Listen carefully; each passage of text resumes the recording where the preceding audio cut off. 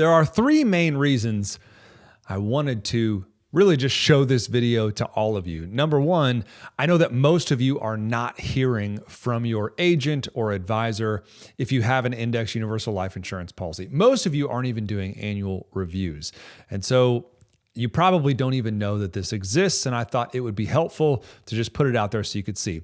Number two, I wanted you guys to get a feel for what it might be like to be one of our clients. This is a video that we shoot for clients, and they go out regularly. We actually stay involved in the process and make sure that you know what's going on. And then number three, some of you probably don't even know that this is a policy provision that exists in the Index Universal Life Insurance space. And so I thought it would be a good idea to show you what it was and how it worked. So without further ado, here it is, Brady Watkins. How do you lock an index in the middle of the year? Hey there, this is Brady Watkins with Leverage Wealth Management. I hope you are doing well. I wanted to make a really quick instructional video, and I think this is really timely right now, on how to lock in your indexes on the Allianz IUL mid-year, meaning anytime before your policy anniversary date. Now, a lot of you right now have double-digit gains ready to be locked in if you want to choose to do so. And so this video is for you on how to do that. Ultimately, it is your call. And if you haven't made online access, haven't gained online access to Allianz, I'm gonna include the PDF instructions on how to do that, because I would highly suggest keeping track of this yourself. And so hopefully this video is helpful.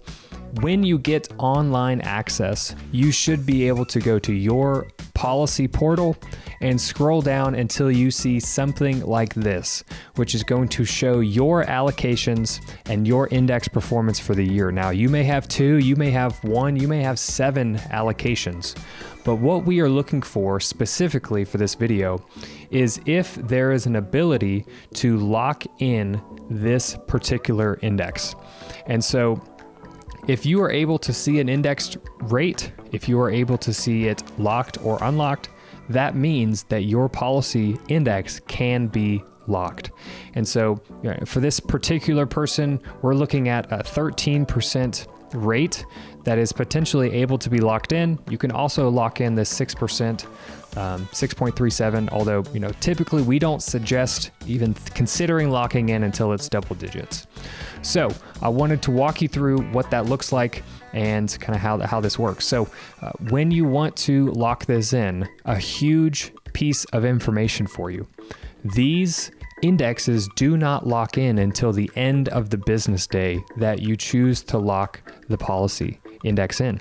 And so if you chose to do this 13.11% lock-in, it would not be locked in until the end of the business day. So it does have some fluctuation left if it's not the end of the business day. And if you do it after trading hours, it would reflect in after the next business day's end or close, market close. So just a piece of information. If you have questions on that, happy to help, but these do not lock in until the end of the business or trading day. And so if you want to explore locking, the first step is hitting this button, index lock or set targets. And that's going to take you to a screen that basically is acknowledging what you're doing. One, you're locking it in. You're understanding that if you set an auto lock, which we'll talk about in a second, you're authorizing Allianz to lock the index. But mainly what you need to do is check all of these and basically acknowledge what you are doing in potentially locking these indexes. So the next page is going to actually be where you get to lock these indexes, and you're basically going to have 3 options to choose from. Now, your lockable indexes are going to be right here. We left it blank just to keep it general so we can focus on actually how we're doing this. So you essentially have 3 options to choose from in this lock feature. The first is going to be setting an upper target limit, which basically means if you want to set an upper target, it is going to automatically lock once it hits that target percentage. So for example, we were looking at that 13%. If you wanted to set an upper target for 15% and it hit that, at the end of that business day, it would lock in. The same goes for the lower target. Now, this obviously needs to be set at a lower point that the index, lower than the indexes is, at that current day. But of course, if you want to eliminate and kind of create a new floor, you can do that lower target.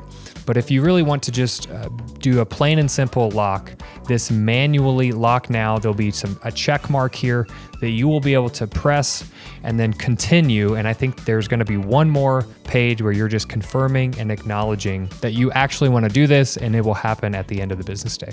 Now, again, if you have any questions, feel free to reach out to us, but this is how you lock it in. Ultimately, this is your call. We don't suggest locking anything in unless it's at least double digits. But the pros of locking the policies in, you eliminating some risk on the downside of the market, the downside of these indexes.